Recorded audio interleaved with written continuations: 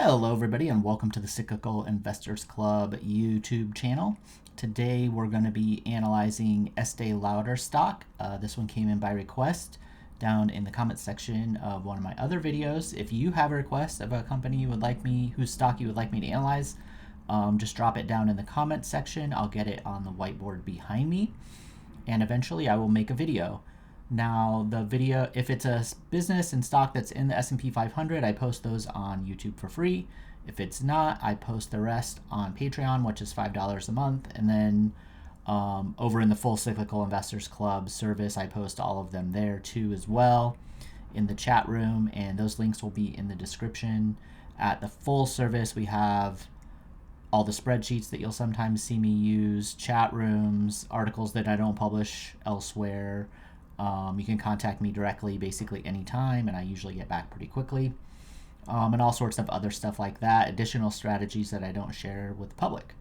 So check that out if you're interested. Otherwise, if you just find this video useful, make sure to subscribe before you leave. And I'm posting a lot of videos lately because I've kind of revived the YouTube channel. Most of my time, I'm writing my 9th year now over at Seeking Alpha. So that's where I spend most of my time, and I'm just now trying to build up the YouTube channel a little bit. So with that, as always, this isn't individual investing advice. This is just how I analyze stocks, and we'll take a look at Estee Lauder. So I always like to begin by looking at any past coverage that I've had, and I have had past coverage of Estee Lauder, and fortunately it's been pretty good coverage. If we go over to Seeking Alpha here, I first wrote about Estee Lauder back in 2019. That's when I very first started using I call it the full cycle analysis, which is the type of analysis you usually see me using for stocks that are not super cyclical. So back then I had a hold rating on the stock, even though it was pretty expensive. I'll look at that in just a second. Let's see. So that's April 30th, 2019. Let's see. Let's shrink this down a little bit. So if we look at, if anybody that knows me, I write a lot of sell articles. I don't write very many buy articles because I like to get the best deal that I can and buy things when they're cheap so that I can make more money on them. So right about here is when I wrote that hold article, which you can see the stock had a 32 PE ratio at the time.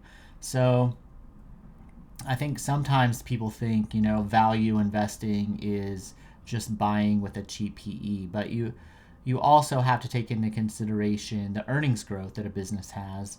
And up until this point, Estee Lauder's earnings growth rate really justified, if you had already bought it earlier at some point, hanging on to it and not selling it yet.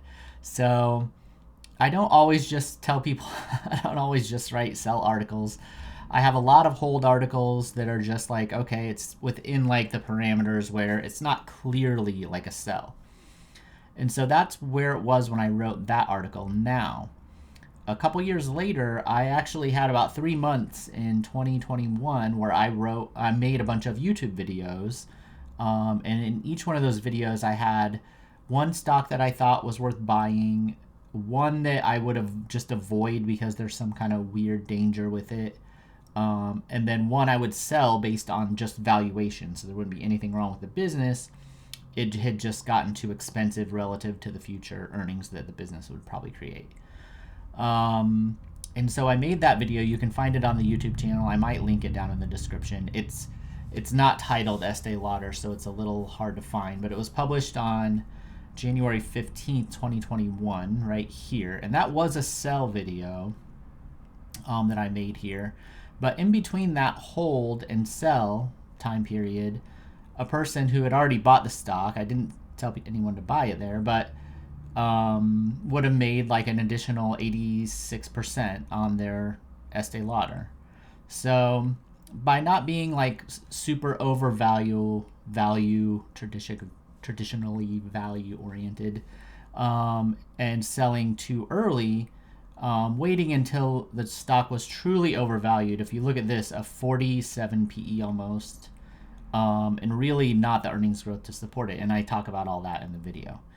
So that turned out pretty well. I think I got that hold call right. And then when we look from the sell video down to today, down 61%, I'd say I got that one right as well. I also wrote another actual sell article for Seeking Alpha earlier this year. And you can see by the title that I say Estee Lauder stock will probably never recover its old highs.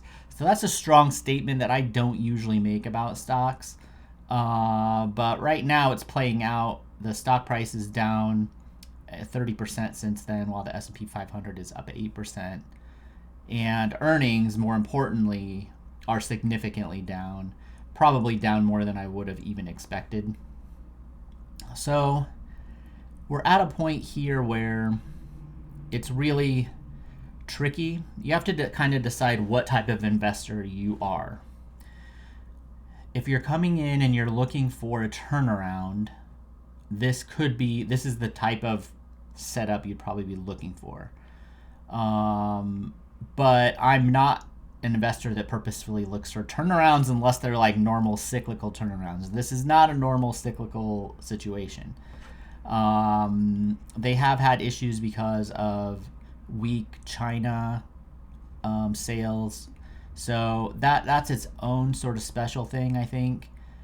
They did start off extremely overvalued to begin with, right? So not all of this is like company related. The reason I wrote that, I mean, there's no reason this stock ever should have traded at a 54 PE ratio. So that's just the market being ridiculous. And that happens no matter what Estee Lauder does. They don't really control that as part of their business. Up until that point, their business was fine. It just wasn't worth paying that much money. So sometimes people look at the stock price and they blame the business. I don't think that's really necessarily what explains this gigantic drop, which is maybe 70, I don't know how far from the peak it is. Yeah, probably close to 70%. But I do think some of this is related to just competition is better. This is a huge company still. It's still a $45 billion company so it was, up here it was $100 billion valued business, which is gigantic. And I think there are just smaller companies that nowadays can reach their markets more easily.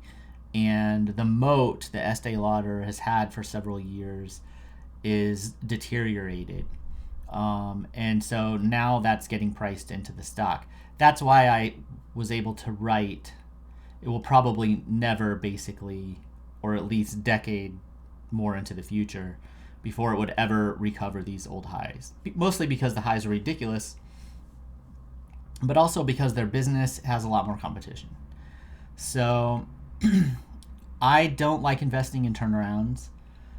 When I know sometimes I buy them on accident. Like I expect a small dip and it becomes like a turnaround situation.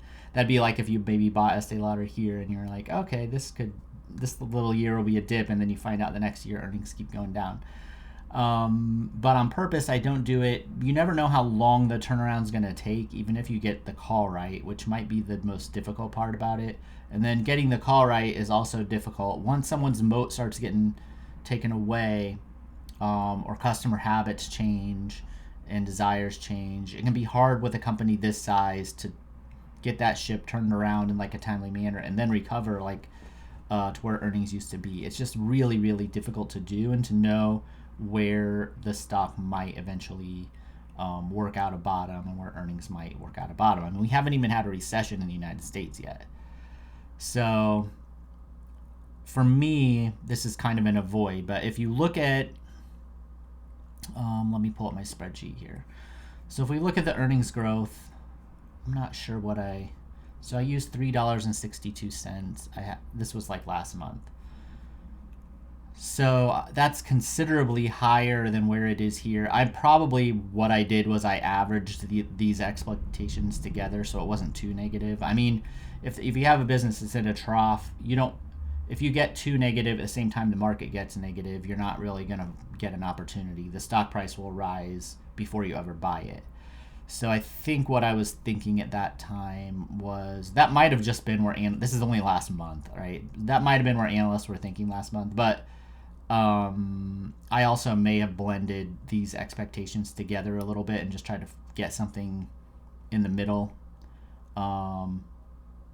to kind of give them the benefit of the doubt that eventually they would kind of make a bottom in earnings here that wasn't super low, like $2 a share. So even being kind of generous with $3.62 a share, the earnings growth rate since like 2015 would only be like 2.6%. So once you include the downturns. Now they had a bit of a downturn here that wasn't necessarily their fault, but they had very solid growth here and they had an immediately solid recovery. So for the most part, even if they come back down to that 362, which right now they're expected to be much lower than that, that's only like 2% growth. That's basically probably a little less than inflation was during this time. So no growth, and because it's so slow, I don't even put like a buy price on it. Revenue growth, this is 3-year cumulative revenue growth, so that's like 3% a year. That's pretty close to what the earnings are looking at. And then when this gets below 10, I usually do not buy a stock. And if it turns negative, which if earnings and revenues look like they're going where they're going, this will be negative, then I would sell it based on that. So pretty much all the sell signals are there, and you really want to see the earnings stabilize and come back. If they do earn 417 here and the stock price is lower, then maybe that might be a point where you could make an assessment. But I would wait another year probably. I would wait until next year when we see what earnings are to see what's going on, see where it's going to bottom out. If you can find a spot where it looks like it's legit bottoming out and the stock price hasn't rocketed off somewhere, then maybe take a chance. But for me, just avoid it. I think it's too hard to know where it will bottom. And I would say too hard to know how long it's going to take for earnings to come back and at what level they're going to come back. All right, thanks for asking about this one. If you found it useful, hit the subscribe button. I'll see everybody later.